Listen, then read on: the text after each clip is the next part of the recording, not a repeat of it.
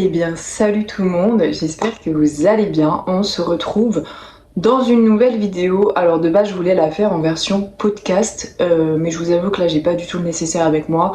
Donc c'est pas grave, ça sera sous format YouTube vidéo, mais ça revient au même. Ce sera clairement un facecam du parler, tel un podcast. Donc voilà, je verrai ce que je pourrais en faire. Déjà actuellement on est samedi, je crois, je sais pas exactement la date, bref, ouais, samedi 25 juillet je crois, enfin quelque chose comme ça. Et il est actuellement à peu près 14 heures, donc ce matin je me suis levée très tôt, à peu près, il était 4h30 du matin pour vous dire. Là, je ne suis pas du tout dans mon environnement habituel auquel je suis, on va dire, de retour dans ma famille un petit peu. Et puis bah là, en fait, tout simplement, je sais pas, j'arrive pas trop à dormir. Donc, enfin, du moins, les nuits ne sont pas idéales ici.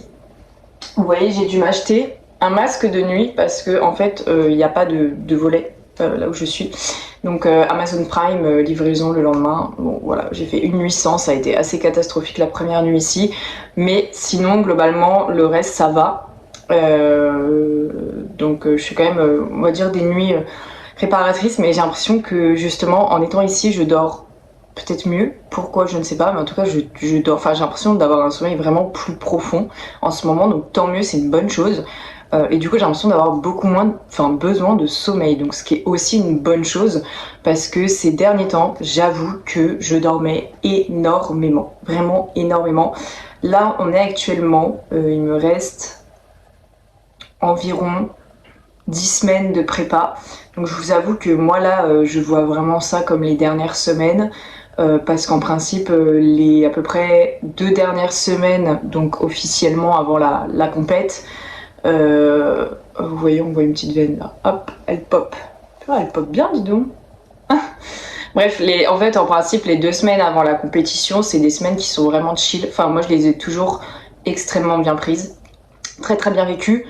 Chose, bah voilà, c'est clairement individuel parce que il y a probablement, donc pas pour tout le monde, mais le process de décharge. Donc on va clairement couper quasi tous les glucides. Hein. En principe, tu manges plus que des légumes matin, collation, midi, collation, soir. T'as très peu de légumes, très peu de fruits. Tu coupes quasi tous les glucides. Et ensuite, il y a le système de recharge où là, tu vas recharger soit de manière progressive, soit directement un peu plus fort. Tout dépend des profils, tout dépend de comment ton corps réagit et de comment rend le mieux le package final, ok? Donc, moi je considère que c'est vraiment honnêtement les meilleures semaines. Et je sais que l'année dernière, donc là c'était du coup le sujet de la vidéo dont je voulais tourner là-dedans, c'était un petit peu pour vous expliquer justement quelle différence je peux observer concrètement dans mon quotidien, dans ma perception des choses, dans comment je vis les choses entre ma première prépa et du coup officiellement ma seconde. J'ai presque envie de vous dire que pour moi c'est une troisième prépa parce que pour ceux qui me suivent sur les réseaux sociaux, vous savez que j'étais en préparation pour du coup les Europes IFBB, donc qui se sont déroulées au mois d'avril, mais que j'ai décidé de couper court à cette prep. Donc on avait quand même fait quasi, je crois, 20 semaines. Ouais, 20 semaines, donc en fait, quasi, en fait, une prep entière. Donc voilà, j'ai presque envie de vous dire qu'au final, c'est un peu ma troisième, même si officiellement, c'est ma seconde, parce que je ne suis pas allée au bout du process par choix, ok? Donc, voilà, et du coup le sujet de la vidéo c'était vraiment de rentrer en interne, mais complètement en interne, donc de ce qui se passe intérieurement, de comment je vis les choses et vraiment quelle différence tu peux observer, tu vois par exemple psychologiquement, la pression que tu peux te mettre, comment tu vois les choses, comment tu perçois ton corps, comment tu te perçois, comment on va dire le niveau que tu as d'exigence envers toi, etc. etc. Donc alors je vous avoue que je l'ai pas du tout préparé la vidéo, enfin j'aurais peut-être pu préparer tout ça, mais comme voilà c'est un sujet qui me parle énormément, j'ai aussi envie de faire vraiment au feeling et de dire ce que bon me semble. Du coup, ce que je disais, c'est que là, en ce moment, du coup, là, je dors beaucoup mieux, donc tant mieux. Donc, du coup, j'ai besoin de beaucoup moins de sommeil. Je suis sur des nuits de 6-7 heures, des fois 8 quand voilà, je veux rattraper un petit peu, mais globalement, j'ai pas besoin de beaucoup de sommeil, ce qui me permet en contrepartie d'être très productive dans mes projets et donc de laisser place dans ma journée à beaucoup plus de temps pour mes projets, ce qui est plutôt une bonne chose parce que oui, forcément, être coach en ligne à son compte, voilà, avoir des projets comme ça, de développer du coup son business, d'être très présent, d'essayer d'être au maximum présent pour ses élèves, à côté entamer une prep, voilà, ça fait vite beaucoup, enfin du moins t'as vite un rythme qui est assez soutenu, donc voilà, c'est vrai que ces derniers temps, forcément j'ai changé mon organisation, je manage plus mes journées comme avant, c'est-à-dire qu'avant je me levais et en principe je me mettais directement au travail en fait. Sauf que là, je le fais en partie, mais d'une différente manière. Et c'est-à-dire que j'organise plutôt mes journées autour donc du meilleur moment selon moi pour aller m'entraîner, donc là où je me sens tout simplement avec le plus d'énergie, là où je me sens le mieux. Et j'organise mes journées de façon à manager le mieux ma fatigue. C'est-à-dire que je vais essayer de tout faire, on va dire, le plus tôt possible. Je sais que moi, les moments où j'aime training, où on va dire, je me sens le mieux, en principe, c'est sur de la fin de matinée. Ça peut être même sur du 10h. Je considère pas que ce soit de la fin de matinée, du 10h. Mais voilà, dans la matinée, même du 9h. C'est vrai qu'en matinée, j'aime m'entraîner. Ces derniers temps, c'était vraiment décalé. C'était beaucoup sur du 16h. Moi, en fait, je me suis rendu compte que ça me convenait tout simplement pas du tout, que c'était beaucoup trop tard. Déjà, forcément, t'as plus de monde à la salle. Moi, à partir des 16h, c'est vrai que je suis plutôt low énergie. Enfin, c'est vrai que j'ai l'énergie qui redescend. Et en fait, j'ai toute mon énergie plutôt dans la matinée. Donc, je préfère vraiment concentrer mes trainings ici. Bien évidemment, en principe, je fais une partie de mon travail avant, en amont, donc réponse cliente, les choses urgentes, etc. à traiter, et en fait, tout le reste, je peux le faire après tranquillement. Donc voilà. Donc c'est vrai qu'en ce moment, j'ai vraiment revu toute mon organisation perso et pro et je m'y retrouve beaucoup plus, je suis beaucoup plus productive et ça faut bien vous dire qu'en prépa c'est des choses que vous allez forcément adapter, vous n'allez pas rester figé et avoir la même organisation qu'en off ou même avoir la même organisation qu'en tout début de prep, non, elle va forcément évoluer avec le temps et là c'est possible qu'elle évolue encore avec du coup la fin de prep qui va arriver, mais du coup cette fin de prépa pour moi elle arrive très très vite honnêtement et je suis trop heureuse. Pour vraiment être très très très transparente avec vous, je considère à mes yeux que je vis super bien la prépa. Après, je pense qu'il faudrait aussi des points de vue extérieurs pour valider ça et entre guillemets voir comment je suis. Mais voilà, quand je peux voir comment je suis avec mon entourage cette année et comment j'étais pour ma première, ça n'a absolument rien à voir. C'est-à-dire que tout ce qui est déjà gestion des émotions, honnêtement, je trouve que je m'en sors super bien. Je gère plutôt bien. Alors, le seul truc que j'ai remarqué là ces 3 derniers jours, parce que forcément la fatigue commence vraiment à quand même être présente, c'est que je suis quand même un peu plus aigrie. Voilà, je vais être un peu plus énervée. Mais c'est pas pour autant que, par exemple, je vais me défouler sur mes proches ou je vais m'en prendre à eux ou voilà. Je vais possiblement avoir un petit peu plus besoin de moments seuls pour tout simplement recharger les batteries.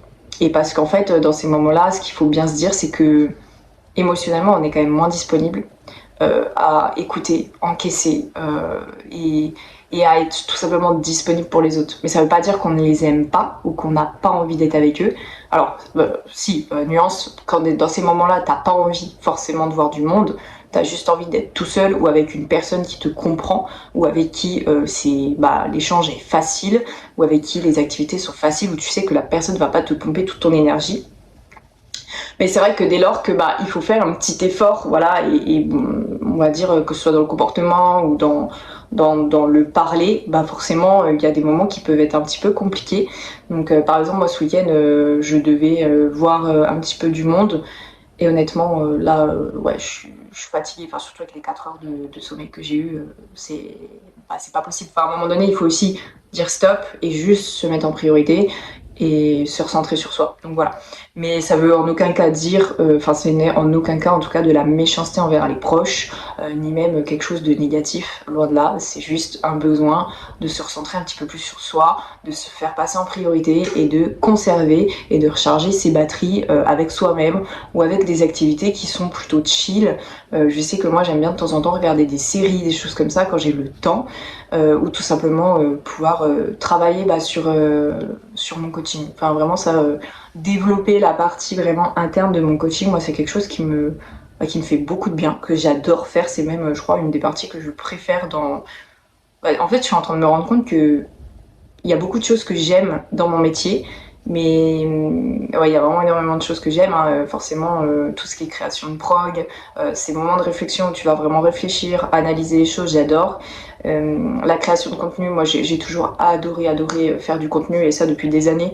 Donc ça vraiment, je pourrais vraiment passer mes journées à faire ça, et, euh, et vraiment travailler vraiment en full interne sur le développement même de mon coaching, donc de mon business.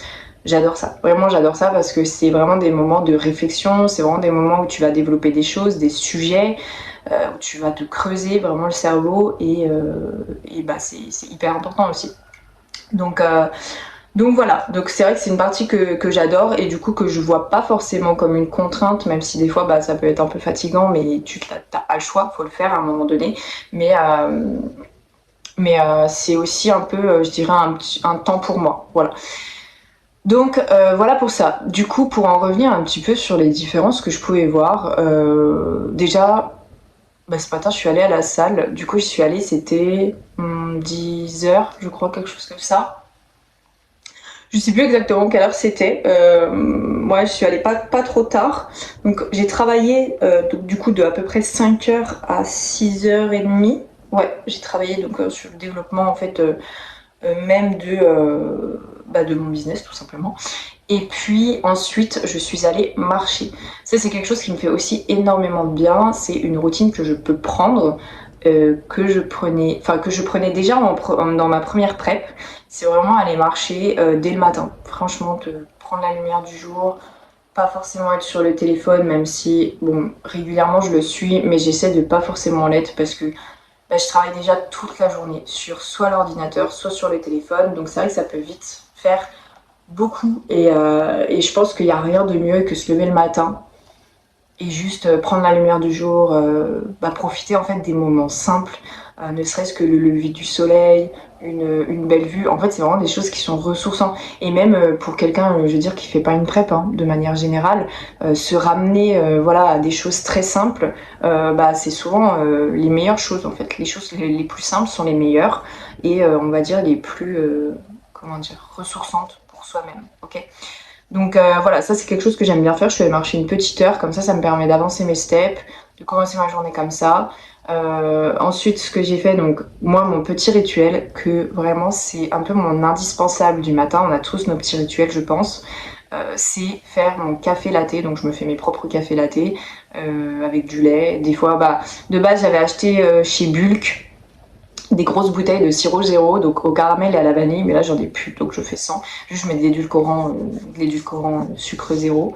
Et, euh, et du coup je me fais ça, et j'ai toujours un ou deux carrés de chocolat avec. Donc c'est du carré de chocolat classique, voilà, que tu peux trouver partout, 70%, 85%. Mais c'est vrai que c'est vraiment mon petit rituel du matin, où si j'ai pas ça, c'est pas que je me sens pas bien, hein, loin de là, hein, ça va aller.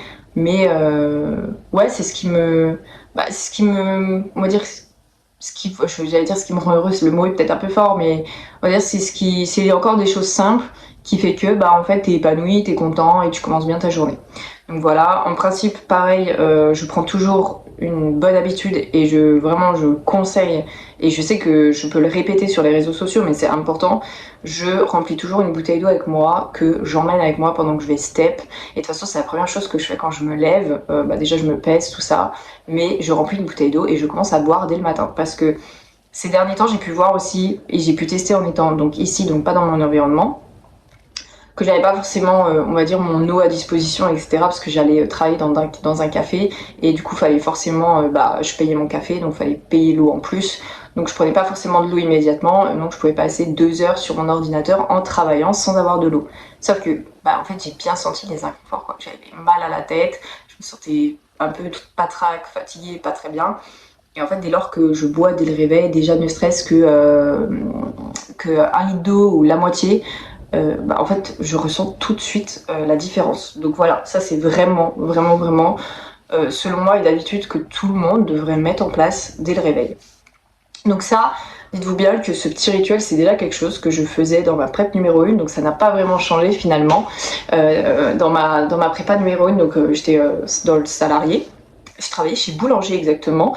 Et c'est vrai que ce qui était cool, on va dire là-dessus, c'est que je commençais le travail pas avant 9h, 9h15. Donc honnêtement, je trouvais que j'avais vraiment ce temps dédié pour moi, pour justement bien entamer ma journée, me conditionner à faire une bonne journée, entamer ma journée par du temps pour moi. Et c'était assez précieux parce que c'était soit du temps pour aller à la salle, donc séance ou cardio, ou avancer mes steps quand il pleuvait, soit c'est parce que la salle était vraiment à côté de chez moi, hein, j'étais à 5 minutes à pied, donc j'y allais à pied, ou soit c'était vraiment du temps pour justement aller prendre un petit café, c'est ce que je faisais aussi avant d'aller au travail, et clairement aller marcher, voilà, donc c'était vraiment les premières habitudes, et en principe ça me conditionnait parce qu'en fait tu sais que tu commences ta journée en validant des objectifs, en cochant des cases qui vont te rendre fier de toi en fait, parce que ce sont tes objectifs, tu vois ce que je veux dire. Donc voilà, donc ça, pensez toujours à vous, c'est assez important de vous lever et d'opter pour une petite routine. Bref, mais je crois que je m'éparpille un peu dans ce que je dis. Le sujet principal, on va revenir un peu au sujet principal, c'était du coup quelles sont les différences que je peux un petit peu observer. Déjà, là je pense que vous pouvez le voir, je parle vraiment en étant hyper zen, hyper saine et hyper posée. Et je trouve que le niveau, on va dire, d'agacement, d'énervement, d'encaissement, tout ça, n'est clairement pas le même entre ma première prep, où la gestion des émotions était beaucoup plus compliquée, qu'actuellement. Alors après, il y a plusieurs choses qui font que, ok, à l'heure d'aujourd'hui, je vais pas me plaindre du tout, bien au contraire, je suis très heureuse parce que je vis pleinement de mon coaching. Je fais ce que j'aime tous les jours, absolument tous les jours. Donc en fait, il y a dans aucun monde où je me dis, là ça va pas. Enfin, oui, bien évidemment, il y a des journées difficiles par différents facteurs, que ce soit l'environnement social, moi, bref, peu importe. Il y a forcément des moments un peu compliqués, mais je me dis à partir du moment où moi j'ai réussi ce que je voulais, c'est-à-dire vivre de mon coaching et pouvoir vivre de ma passion et aider énormément de femmes à atteindre leurs objectifs, etc. Enfin, vraiment ce qui me passionne en fait tous les jours au quotidien. En fait, déjà à partir de ce moment-là, je me sens beaucoup mieux.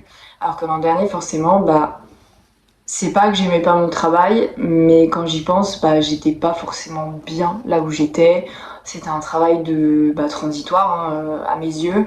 Et forcément, en fait, on va dire que tu subis un cadre qui n'est pas le tien. Un cadre qui est imposé, où tu dois rendre des comptes, etc. Donc forcément, t'as pas la même pression que ta propre pression à toi, que tu peux gérer, que tu peux organiser un petit peu comme tu veux. Et là-dessus, c'est vrai que franchement, honnêtement, ça change tout. Ça change tout sur la gestion des émotions, etc. Après, je pense qu'entre une personne qui vit une première prépa, même en étant à son compte, et une personne qui vit une seconde prépa en étant à son compte, je pense que la différence reste assez folle. Ça serait même hyper intéressant de pouvoir justement interroger une personne qui est à son compte et qui a vécu de prépa pour voir comment il ressentait ou elle ressentait la chose. Donc voilà, mais c'est vrai que la gestion des émotions est vraiment différente. Je dirais que je me sens beaucoup plus zen, je sais parfaitement où je vais. Il faut savoir que quand tu fais une première prep, déjà, tu as cette pression envers toi-même. Tu sais pas ce qui t'attend, tu sais pas ce que tu vas traverser, on te prévient oui en amont, que ce soit ton coach, tes proches, les autres athlètes, les personnes sur les réseaux sociaux te préviennent, mais en réalité tu sais pas. Quand on te dit une prep c'est très dur, tu vas être hyper fatigué, t'es en mode ok, tu entends, tu écoutes, mais tant que tu le vis pas, tu peux pas savoir ce que c'est, tu vois. Et en fait, je pense que tu as un peu cette pression de ne pas savoir réellement où tu vas, ce que ça va donner, ce que tu vas donner. Moi, je sais que durant la première prépa, c'était un petit peu ça, mon truc. C'est qu'en fait, il y avait énormément de soutien de beaucoup de monde sur les réseaux sociaux, vraiment. Et je pense que c'est ce qui m'a drivé tout le long. C'est-à-dire que j'avais vraiment beaucoup de compliments, de soutien, ta shape elle est zinzin. Et forcément, c'est quelque chose de hyper animant en fait. Ça te permet de vraiment conserver cette flamme en toi, même si honnêtement, j'ai envie de vous dire, en fait, je suis passionnée par ce que je fais, donc j'aurais pas forcément eu besoin. Mais c'est vrai que le soutien des autres, ça fait toujours quelque chose en plus. Hein. De toute façon, c'est une force. Hein. Donc voilà. Mais c'est vrai que moi, ce que je me disais tout le temps, c'est ouais, on me dit ça, mais en fait, je sais pas vraiment ce que je vaux sur scène, tu vois. Genre vraiment, parce que oui, d'accord, les personnes qui me voient sur les réseaux peuvent dire du bien de moi, de ma shape. Ouais, t'as une ligne folle, t'as la ligne. Parce que c'est souvent ce qu'on me disait en fait. C'est vraiment, ouais, mais la ligne, elle est zinzin. Et c'est encore ce qu'on peut me dire à l'heure d'aujourd'hui. Et bon, du coup, je l'ai compris que j'avais, dire une bonne ligne bikini. Mais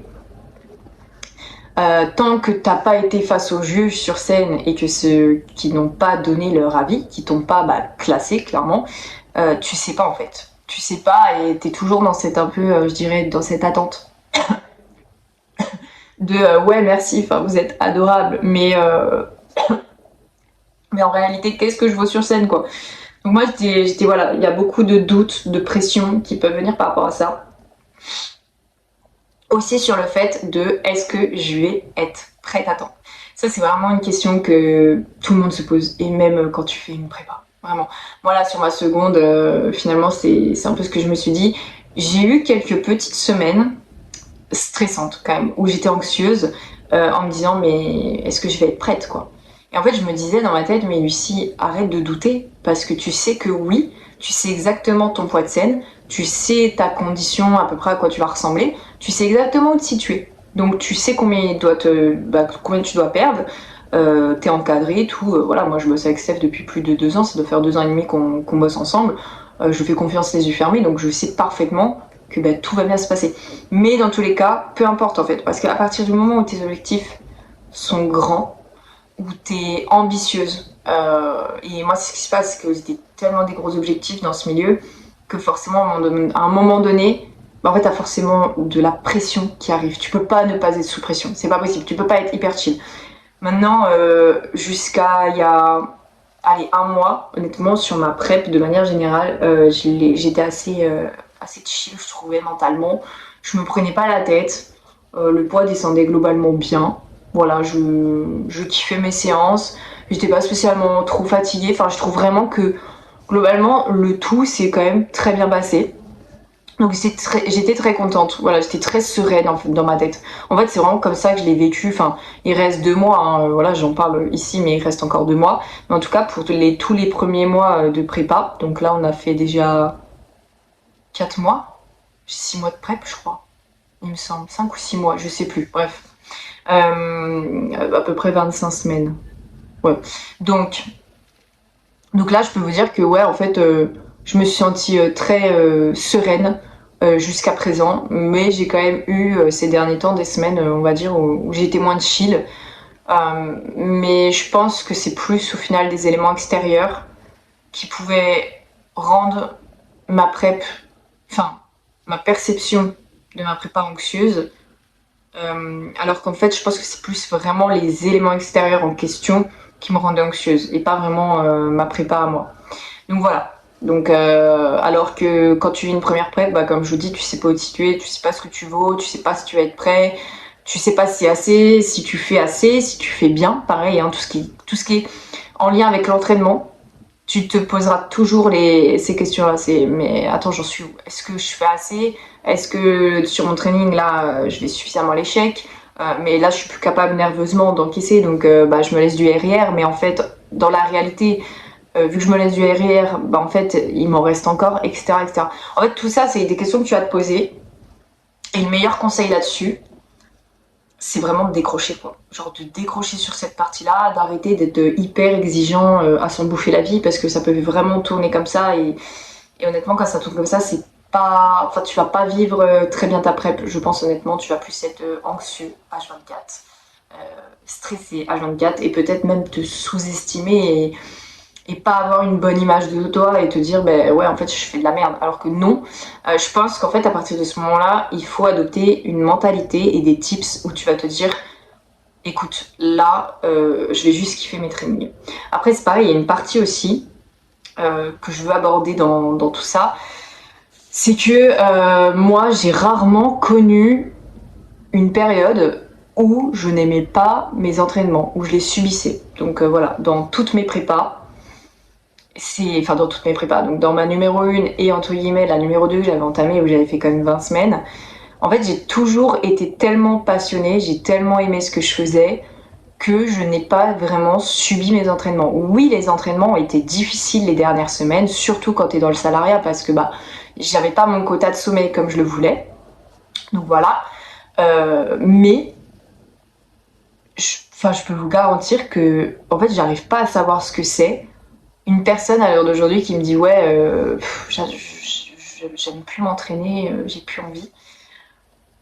Ben en fait je pense que je sais pas que je saurais pas quoi lui dire, mais c'est qu'en fait vu que je ne l'ai pas vécu, je ne sais pas ce que c'est. Je pense qu'il y a dû avoir, je m'en souviens, j'avais compté à peu près 3 trainings, c'était souvent sur les legs parce que c'est les plus énergivores, où vraiment ouais là j'avais pas envie. Vraiment là j'avais pas envie et fallait vraiment que je me bouge le cul. Après ça n'empêche pas que vraiment les entraînements étaient difficiles. C'est-à-dire que j'étais là à faire mes fentes bulgares. En plus moi sur mes fentes bulgares j'adore m'arracher la gueule. J'adore m'envoyer aux enfers. Et vraiment j'étais au point de vertige, de tête qui tourne, j'ai l'impression que j'allais tomber à tout moment. Mais t'es là, tu pousses en fait, tu pousses, t'y vas, et en fait tu kiffes ton training. Mais t'as un peu ce recul que tu prends et tu dis waouh, ah ouais, je suis dans cet état en fait. Je suis dans cet état de fatigue extrême.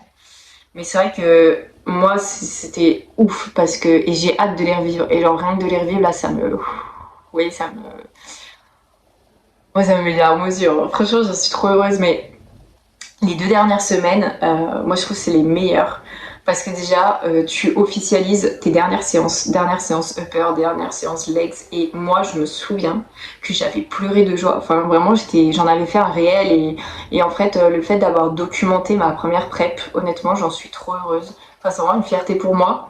Et j'en suis trop heureuse d'avoir de tels souvenirs sur Instagram, d'avoir fait de tels réels qui m'animent autant, avec autant d'émotions, parce que je les ai toujours fait avec énormément d'émotions, énormément de passion, et je pense que ça se ressent beaucoup aussi.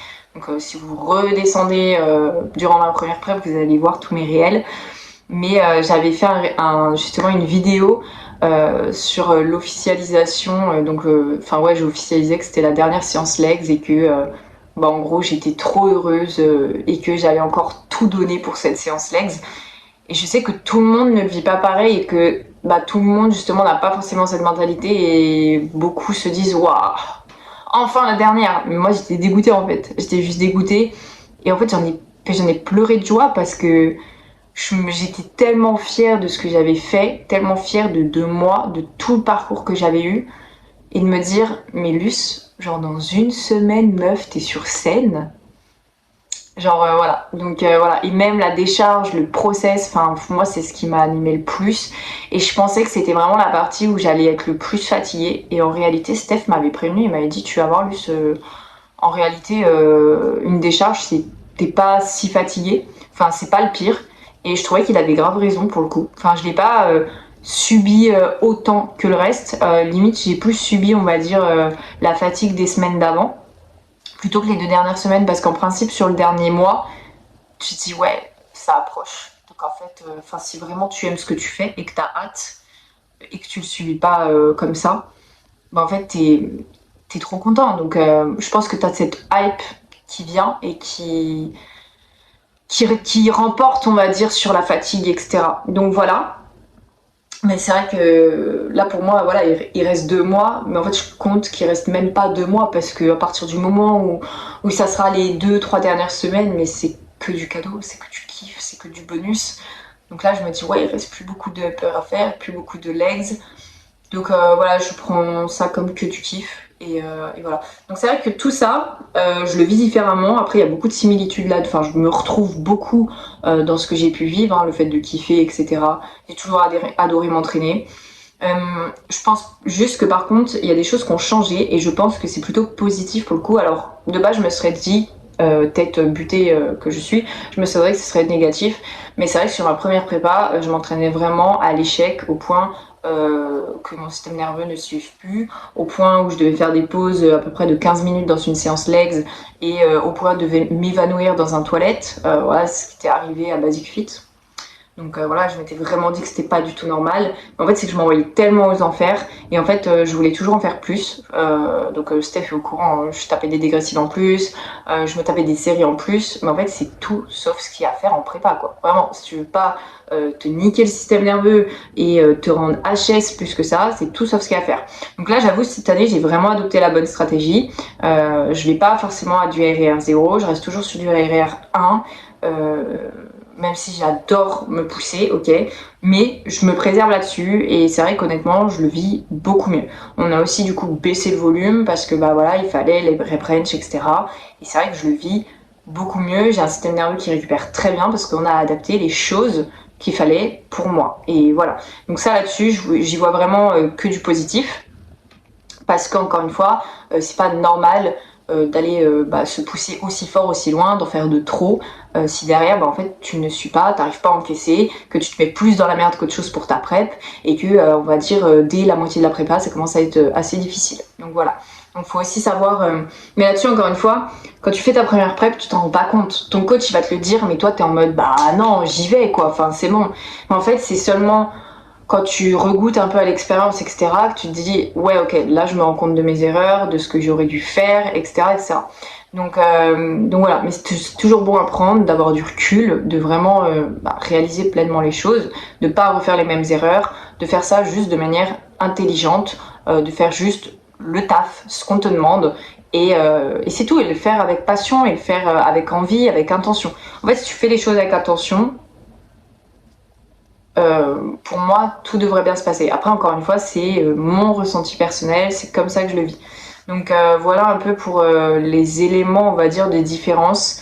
Après, ouais, concernant un peu mon entourage, tout ça, j'essaie de faire en sorte, tout naturellement, donc pas en me forçant ou quoi que ce soit, mais de vraiment faire en sorte de bien vivre ma prep. Enfin déjà, je le vis beaucoup mieux, hein, mais de montrer que chaque moment, même difficile, en fait, on peut les rendre positifs. Tu vois, je vais essayer de pas faire la gueule, pas forcément prendre mal les choses, mais vraiment de accueillir ma fatigue, accueillir, et c'est tout parce qu'en fait, j'ai pas faim. Enfin, ça c'est vraiment le banger numéro one, vraiment le banger de chez Banger. C'est que je n'ai absolument pas faim depuis le début de ma prépa. Je n'ai, voilà, il me reste 2 mois, je n'ai pas faim. Chose qui n'était pas du tout le cas durant ma première, où j'ai eu crevé la dalle dès les premiers jours. Donc je peux vous dire que le food focus, là, il était bien présent. En plus, j'avais un entourage qui mangeait très régulièrement de la merde. Donc honnêtement, ça m'aidait pas du tout. Là, c'est pas le cas. J'ai un entourage où c'est tout l'inverse, donc tant mieux, ça aide. Mais c'est vrai que, ouais, là-dessus, je vois des grosses différences, donc je suis beaucoup plus rassurée là-dessus. Je ne pense pas à la bouffe. Ouais, j'ai des moments où, bien sûr, je vois des choses, j'ai envie, forcément. Mais vraiment envie de craquer et tout, pas spécialement, quoi. Donc voilà pour ça. Est-ce que j'ai d'autres éléments à penser? Je sais pas exactement. Ça fait déjà 33 minutes que je tourne. Je voudrais pas faire une vidéo non plus trop longue d'1 heure ou quoi. Parce que voilà, ça reste, on va dire, du format long, mais pas non plus ultra long. Mais en tout cas, ce qu'il y a de sûr, c'est que je suis trop contente de faire cette prep.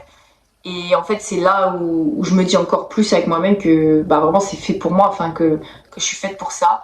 Et en fait, je suis trop contente de voir à quel point j'ai pu grandir, prendre en maturité dans ce milieu et comment je me comporte envers moi-même, avec les autres. Et le fait de ne pas faire subir en partie. Parce que je pense que indirectement et aussi involontairement, quand tu fais une première prep, tu vois, il y a beaucoup d'émotions que tu vas remettre sur le dos des autres, que tu vas faire un petit peu subir. Et moi, je trouve que ouais, durant ma première, j'étais un peu chiante. Ouais, j'étais relou, chiante. Peut-être que je faisais un peu subir mon entourage, ma famille, tout ça. Et là, vraiment, je sais que... je veux dire, même eux, ils me disent rien. Enfin, ils me disent plus, ouais, t'as du courage et tout, c'est trop bien. Et non, je partage toujours des moments. Je veux dire, je sors toujours quand j'en ai envie. Donc quand je dis sortir, moi, je sors pas le soir et tout, hein, dans les bars, hein, pas du tout. Mais je veux dire, je partage toujours des moments avec mon entourage et ça, chose que je faisais peut-être pas forcément où je me renfermais énormément sur moi durant ma première prep. Parce que je pense que j'avais un petit peu peur de tout. Je me disais, ouais, mais attends, là, si je fais ça, il va y avoir des conséquences. Alors qu'en réalité, non, pas spécialement. Donc voilà, je me renferme quand même beaucoup moins sur moi. Je suis toujours très ouverte, très accueillante, voilà. Et je fais toujours des choses en dehors. Donc voilà, je trouve que j'ai personnellement trouvé un bon équilibre là-dedans entre le fait de vivre, accepter une prep et de vraiment kiffer, et le fait d'avoir une vie totalement quand même classique qui est dedans, pleinement intégrée. Et je trouve qu'au final, c'est la meilleure façon d'aborder une prépa. C'est tout simplement d'essayer de la vivre comme si tu n'étais pas en prep. Enfin, comme si ta prep, en fait, c'était ça toute l'année. Voilà. C'est que à partir. Enfin, moi, souvent, c'était rigolo. C'était assez rigolo parce que quand j'avais entamé ma prep, on me disait alors, t'as entamé ta prep et tout J'étais en mode bah ouais, et du coup qu'est-ce qui a changé? Je leur disais bah rien, y a rien qui a changé parce qu'en fait tout ce que je faisais déjà en off, les habitudes que j'ai pu prendre, etc. Même l'alimentation, etc. Les entraînements, les heures, etc. Enfin mes habitudes de vie, mon rythme de vie. En fait, pour moi, c'est comme si t'es en prep toute l'année. C'est juste que là, bah oui, tu vas quand même centrer ton énergie un peu plus sur toi, que en off un petit peu moins. Mais globalement, il y a trop rien qu'à changer. Et puis même en termes d'énergie, tout ça, j'étais en mode bah non, tout va bien quoi. Et c'est vrai, les premiers mois, tout allait bien. Je veux dire, c'était vraiment la partie easy où justement, faut en profiter pour pousser, pour kiffer et pas se prendre la tête. Et juste limite prendre ça comme une, moi, en fait, je le prenais vraiment même pas comme une prep, parce que comme je vous dis, comme j'ai l'impression d'un peu d'être en prep à l'année, parce que bah, je me considère vraiment comme une athlète, quoi, pas juste quelqu'un qui veut faire une scène comme ça. Bah, je l'ai vraiment pris bien et j'étais pas, enfin, limite, je trouvais que c'était juste un déficit classique pour cut que vraiment une prep. Voilà. C'est plus là, oui, sur les dernières semaines où tu te dis, ouais, je suis vraiment en prépa, tu vois. Là, on va vraiment pousser un peu à l'extrême. Donc voilà pour cette petite vidéo. Je pense avoir fait quand même le tour sur pas mal de petits sujets à tout ça. J'en ai, je pense, certainement oublié. J'aurais peut-être aimé plus développer, mais potentiellement que je ferai une seconde vidéo à la fin de ces 2 derniers mois qui restent pour du coup vous expliquer aussi les différences que j'ai pu observer sur les 2 derniers mois, parce que c'est les derniers mois qui sont quand même les plus intenses, les plus fatigants. Là, j'ai vraiment de la grosse fatigue qui commence à rentrer. Donc voilà. Donc ouais, c'est possible que je vous refasse une vidéo, ça peut être intéressant et au moins ça permet aussi de la couper en deux parce que ça fait déjà 40 minutes que je filme, donc sans coupure, sans rien. Donc voilà, j'espère qu'en tout cas ce sujet vous aura plu, que ça vous aura permis un petit peu de vous aussi vous aiguiller, vous aider pour aussi toutes les personnes qui sont en prep et que ce soit vos premières scènes ou pas, mais un petit peu vous guider, vous aussi vous rassurer, hein, parce qu'il y a beaucoup de choses qui sont normales, que vous vivez, qui sont normales et c'est ok, mais il y a aussi beaucoup de choses où je pense qu'il faut savoir vraiment se remettre en question et souvent, et ça c'est une phrase que Steph m'avait dit et je suis entièrement d'accord avec lui, le plus con, on va dire, si je peux parler comme ça, c'est souvent la personne qui est en prépa et pas les autres. Donc en gros celui qui a tort entre guillemets dans ses actions, dans ses comportements, quand voilà on peut faire un petit peu subir, etc. C'est souvent la personne qui est en prépa quand même. Et ça, faut savoir, je pense aussi prendre du recul, se remettre en question, se dire bah ouais là c'est dur, je traverse ça, ouais je suis peut-être pas cool avec mes proches, etc. Je pense qu'à partir du moment où tu l'accueilles, tu sais le reconnaître, tu sais aussi le communiquer et aussi demander pardon, hein, bien évidemment, et dire excuse-moi. Je pense que c'est des choses qui peuvent passer. Maintenant, si je peux te donner un conseil, ne faites pas subir vos prépas à vos proches, quoi. Enfin, je veux dire, vos proches, c'est pas leur choix, c'est votre choix à vous, c'est vous qui décidez de vous mettre là-dedans. Oui, ça va être dur, mais c'est pas pour autant que vos proches doivent encaisser à mort juste pour vous, pour votre prépa. Et ça peut même détruire des liens, hein, très honnêtement.